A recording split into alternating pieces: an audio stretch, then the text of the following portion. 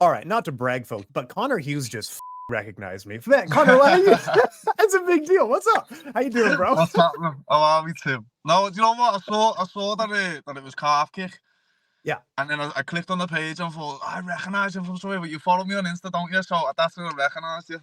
Oh, hell yeah, man. I'm so pumped. Hey, you're fighting next week here. We're kicking off the PFL tournament here. Man, this is revenge. You're coming for the title that must feel like it's yours, right? Yeah, 100%, mate. I'm the uncrowned king here. No, I just honestly, like, this tournament, I'm not even worried. I'm not even thinking about the opponents. I don't really care who's in the tournament. I'm not bothered about this threat or that threat or this guy can do this, that guy can do that. The only thing I'm focused on this one is becoming PFL Europe champion. And the way I see it is I'm already the champ this year. Like, I don't really, like you said, last year it was meant to be mine. This year it is mine. It's already mine. I'm just waiting for time to catch up now. So I'm excited, mate. I'm excited to kickstart it, put on a show, and let everybody know that I'm here and I'm the king of this division this year. Man, I am looking forward to it. 100K and a gold belt. But there is more to fighting than just gold belts and money. Like there's an underlying drive here, is there not? Yeah, 100%. You know what? Like, I've came from a family of martial artists. I've just been saying then that, you know, this is a generational thing for me, for my family. This isn't, people are only seeing me do it now, but you know, this going back to 3 generations here, and I think if you put all of our experience and time doing martial arts, you're talking on over 100 years. For me, I want legacy. I want to go down as one of the best in the sport. And I want a massive shelf full of loads of different titles and a load of money to go with it. But for me, it's about legacy. It's about becoming one of the best and you know, showing the world who I am, really, and what the family legacy is, the Hughes legacy is. That's what it's about for me.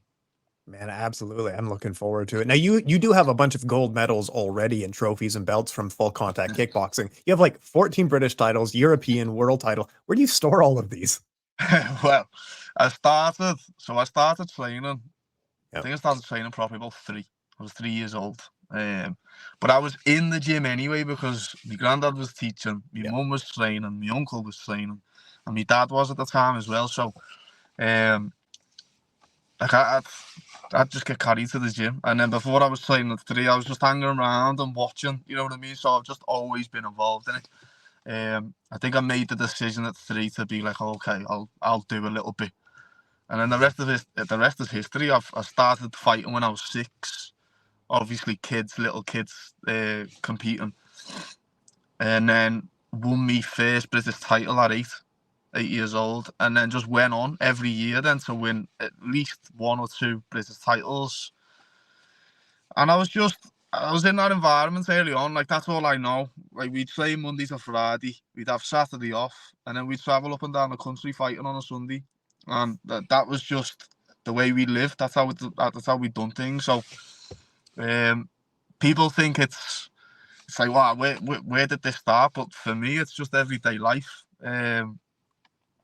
You know, being in the gym early age and being surrounded by your mum who's a world champion, your uncle who's a world champion, your granddad who's created these 2 world champions, and now he's trying to push it onto you. I love it. Like, I wouldn't be who I am without it, and it's a bit surreal sometimes, to be honest, because I'm like looking at it and I'm like, wow, look where I am now. I'm sat talking to Dan Hardy. I'm in the same promotion as Francis Ngannou. You know what I mean? So sometimes I've got to appreciate where I am and just take it all in. You know what I mean? Just take it all in. I used to daydream of this stuff. Now I'm here, so I'm excited, mate. I'm very excited. Traveling all across the globe, traveling all across the country, constantly training, constantly fighting. This lifestyle hasn't changed for you because you said, like, I don't have hobbies. My hobby is fighting. My job is fighting. This is all you do, right? Yeah, this is all I do, mate, every day. Since 3. Like, I think I literally, before I made the decision to go full-time MMA, I was working in just a normal gym. And I must have been doing it for like 6 months, and that was kind of the route I was going to take. I was going to train to be a personal trainer, and I remember being in the gym once, and there was just some random guy punching the bag in the corner of the gym. And I'm not one of these people that's like, oh, something inside me told me, but I swear down, something literally inside me went, you're doing the wrong thing, you need to get back into fighting. And from that point, for the first few days, I was like, just put it to the back of my head. And then it's like the voice just kept on growing, was getting louder and louder and louder. And then I just made the decision. I was like, you know what? I spoke to my manager at the time who I was working for. I said, look, I don't want to be a PT. I'm going to go and fight. And he looked at me with like I had 7 heads and was like, what are you on about? Like, you training to be a personal trainer? I was like, nah, I'm not. I'm going to go and fight and I'm going to make this work. And here we are, mate, 9 years down the line, and I'm 3 fights away from becoming PFL Europe champion at 100 grand.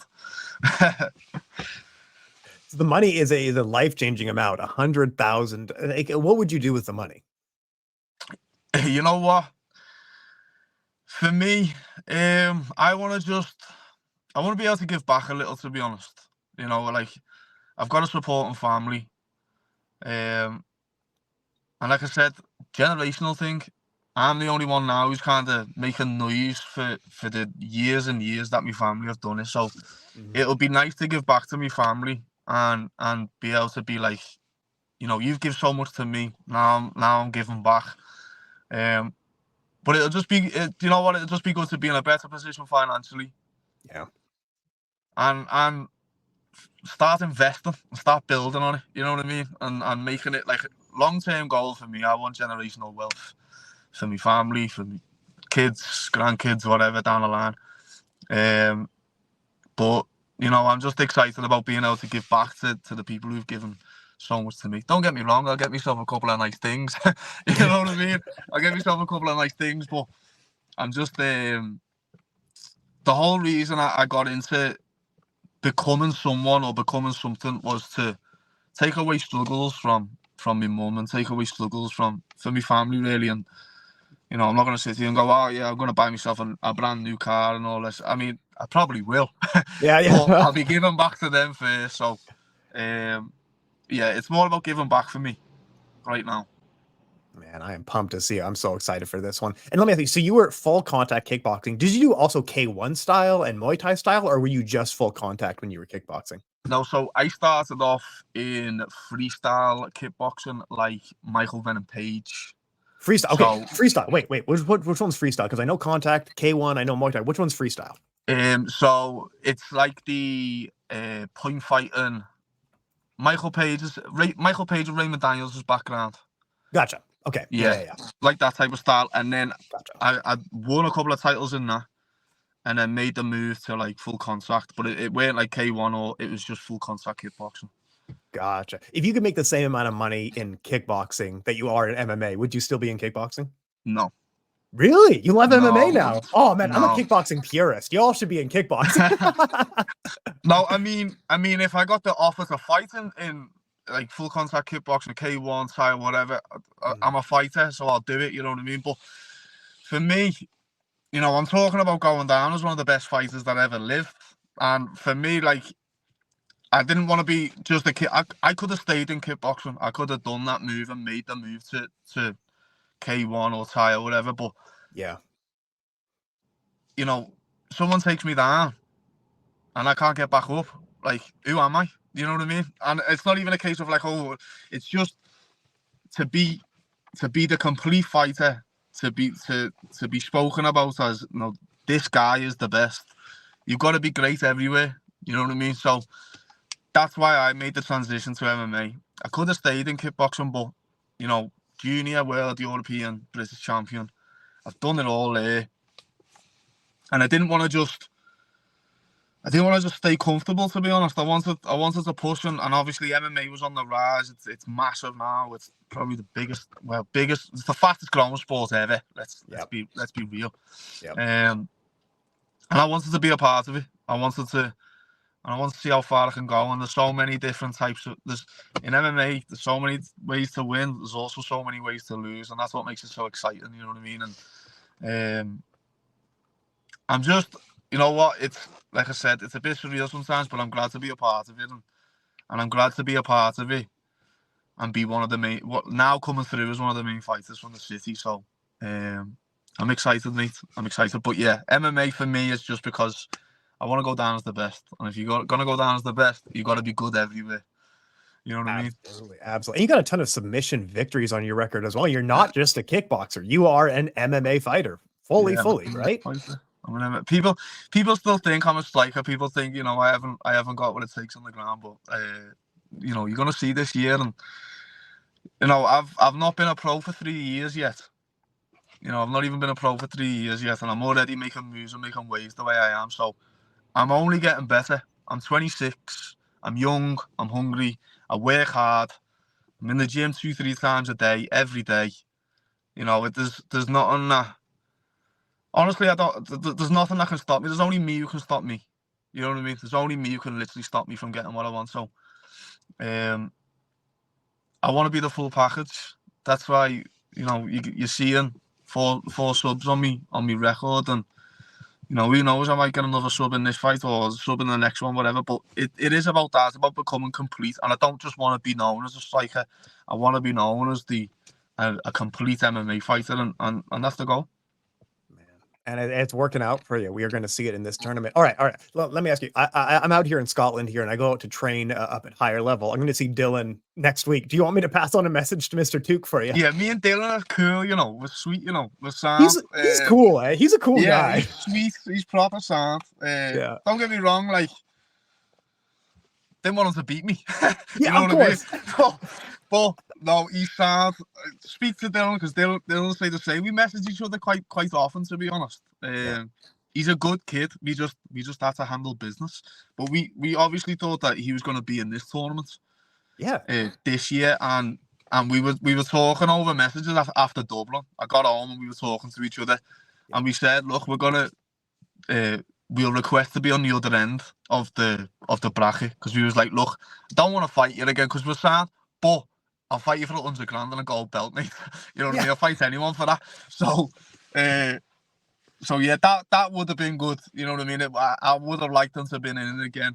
And he's just good to be around. Like after Berlin, even in Berlin, we had a buzz the whole week. You know what I mean? We was having a laugh with each other and stuff. And then after it, we were sweet. And he was in Dublin, and we were like having banter with each other, having a laugh and sweet. So I wish Tuke nothing but the best.